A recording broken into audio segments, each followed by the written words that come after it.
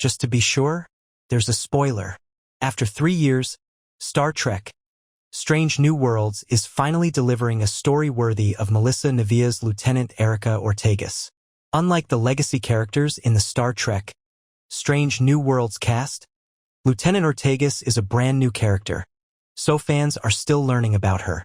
When Ortegas didn't get a spotlight episode in Strange New Worlds' first season, we hoped that we'd see an Ortegas-centric entry in Season 2.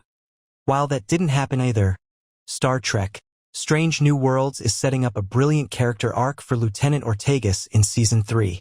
Star Trek Strange New Worlds Season 3, Episode 3, Shuttle to Kenfori, directed by Dan Liu and written by Onitra Johnson and Bill Wolkoff, shows exactly how being kidnapped by the Gorn at the end of Star Trek Strange New Worlds Season 2 is affecting not just Ortegas but the whole Enterprise crew. Welcome to Movie Spy. Star Trek Strange New Worlds Ortegas story was worth the 3-year wait. Ortega story needed time to build over Strange New Worlds' first 2 seasons. Star Trek Strange New Worlds Erica Ortegas story was worth the 3-year wait. In Strange New Worlds Season 3's premiere, Hegemony, Part 2, Ortegas is alive, but not well. Erica is missing parts of a hand, gets stabbed through the abdomen, and nearly bleeds out while piloting a Gorn shuttle to safety. Ortegas heals up after returning to the Enterprise, but only physically. There are a few more hints that Ortegas isn't okay in Strange New Worlds Season 3, Episode 2, Wedding Bell Blues, but none more telling than Erica's constant training with a punching bag.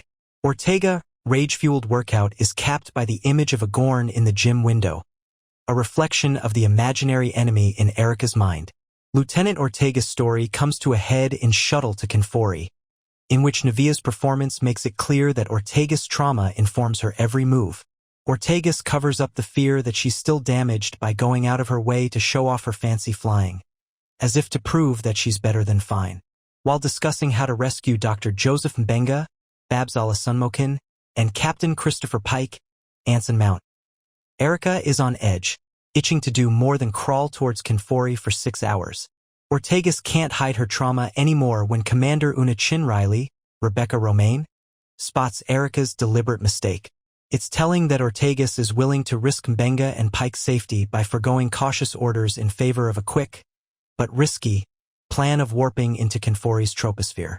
This isn't about them. It's about Erica trying to avoid the pain of being captured again. If Ortegas flies fast enough, maybe she can outrun her demons, right? What Ortegas Gorn trauma means for Star Trek Strange New Worlds. Ortega Strange New Worlds story would spotlight veterans' mental health issues based on the first 3 episodes of Star Trek Strange New Worlds Season 3. I can see why Ortegas didn't get a full episode in earlier seasons. We're getting Ortegas' story doled out in a steady drip throughout Strange New Worlds' 3rd season. That flow is turned up from Season 2, which was laced with Ortegas' backstory as a Starfleet veteran, with hints at Erica's psychological scars and anti-Klingon sentiments. Ortegas doesn't appear in Star Trek the original series, so we don't know where Ortegas' story is going. But I hope we see Lieutenant Ortegas retiring, not dying, before the end of Strange New Worlds, based on PTSD after the trauma of the Klingon War and her Gorn capture. Going from masking fear with bravado to admitting she needs help would be a fantastic character arc for Ortegas and a win for Star Trek portraying robust mental health treatment in the future. That said, I still hope that the promise of Erica Ortegas' spotlight episode in Strange New Worlds Season 3 is legit.